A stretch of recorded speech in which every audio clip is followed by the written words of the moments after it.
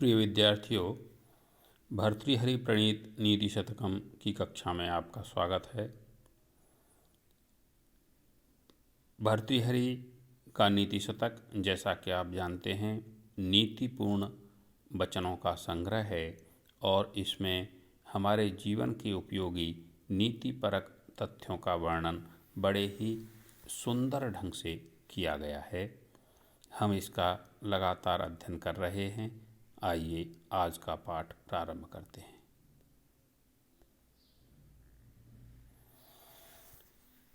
बहति भुवन श्रेणीं शेषः फलाफलकस्थितां कमठपतिना मध्ये पृष्ठें सदा च सच धार्यते तमत्पि कुरुते क्रोडाधीनं पयोधिरनादरात् अहमहतां निस्सीमानः चरित्रविभूतयः। बहति भुवन श्रेणीं शेषः फलाफलकस्थितां कमठपतिना मध्ये पृष्ठं सदा सच धार्यते तमपि कुरुते क्रोडाधीनं पयोधिरनादरात् अहमहतां निस्सीमानः चरित्रविभूतयः। महान पुरुषों के व्यक्तित्व की चर्चा करते हुए कवि कह रहा है कि जो महान पुरुष होते हैं वो कभी भी अपने किए हुए उपकार को बखानते नहीं हैं, उसकी चर्चा नहीं करते हैं और अपने किए हुए उपकारों को कर्तव्य के रूप में करते हैं, एहसान के रूप में नहीं करते। पौराणिक मान्यता के अनुसार ऐसा माना जाता है कि इस पृथ्वी को शेषनाग ने अपने फन के ऊपर स्थित कर रखा है और वह शेषनाग किस पर है? वो कमठपति पर है। वो कछुए, जो कच्छप राज हैं, उनकी पीठ पर स्थित है। और वो कछुआ कहाँ पर है? वो समुद्र में है, पयोधि में है। तो कह रहे हैं कि महताम निस्सीमानः चरित्र विभूतयः। महान पुरुषों के जो चरित्र की विभूतियाँ, विशेषताएं होती हैं, वो निस्सीमानः, वो अनंत होती हैं।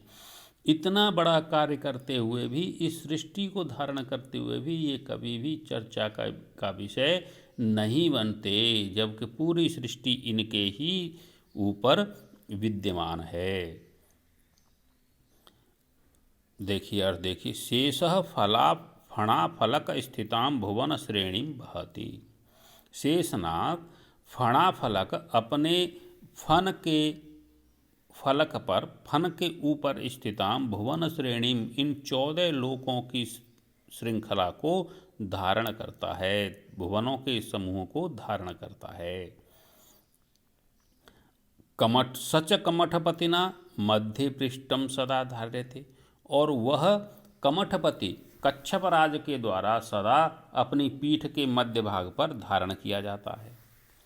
तमपि पयोधि अनादरात् क्रोडाधीनम कुरुते, और उस कच्छपराज को पयोधि समुद्र अनादरात, बिल्कुल उपेक्षा भाव से कि हाँ चल ठीक है तू भी खड़ा हो जा, उसे अपनी गोद में बिठाए हुए है। कवि कह रहा है कि अरे देखो, महताम चरित्र विभूतयः, महान पुरुषों के जो चरित्र की विभूतियाँ होती हैं, महान पुरुषों के चरित्र की जो विशेषताएं होती हैं, वो निस्सीमानः, वे अनंत होती हैं। उनकी चर्चा नहीं की जा सकती, उनकी कल्पना नहीं की जा सकती है। यहाँ पर हरिणी छंद है और श्लोक में श्रेष्ठ लोगों के चरित्र की सीमाओं का वर्णन किया गया है। भवभूति ने भी कहा है, वज्रादपि कठोराणि मृदुनी कुसुमादपि लोकोत्तराणाम चेतांसि को ही विज्ञातुमर्हति। ये जो लोकोचरित्र व्यक्तित्व होते हैं, उनको, उनके चरित्र के बारे में, उनकी चरित्र की विशेषताओं के बारे में हम कल्पना नहीं कर सकते हैं, ऐसा इस श्लोक में बताया गया है। वरं पक्षच्छेदः समदमघवन्मुक्तकुलिश प्रहारैरुद्गच्छद् बहुलदहनोद्गारगुरुभिः तुषाराद्रेषु नो रहः पितरि क्लेशविवशे न चासौ सम्पातः पयसि पयसां पत्युरुचितः।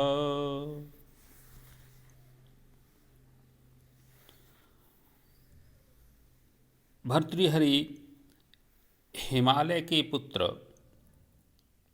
मैनाक के दृष्टांत का उदाहरण देकर कह रहे हैं,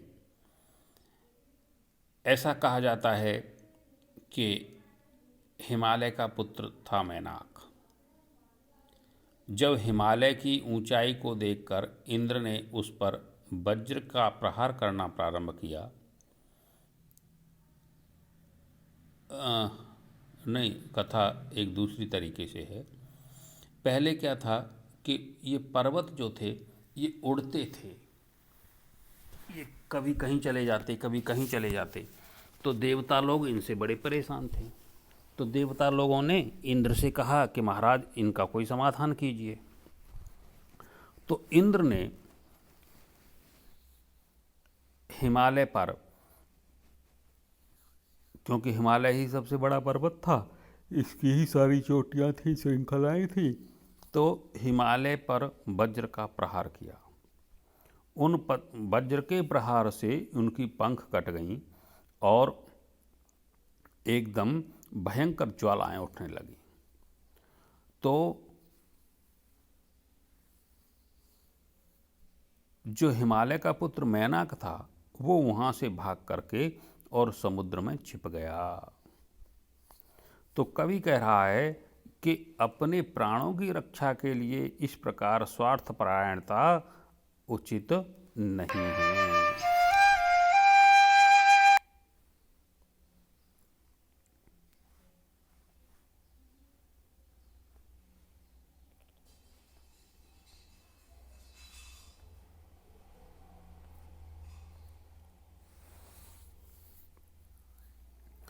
तुषाराद्रेः सूनो, हिमालय के पुत्र मैनाक का उद्गच्छद बहुल उड़ती हुई बहुल दहनोद्गार गुरु भी प्रचंड ज्वालाओं से भयंकर समद मघवन मुक्त कुलिस प्रहारई उन्मत्त इंद्र द्वारा छोड़े गए वज्र के प्रहारों से पक्षच्छेद, पंखों का कट जाना वरम श्रेष्ठ था।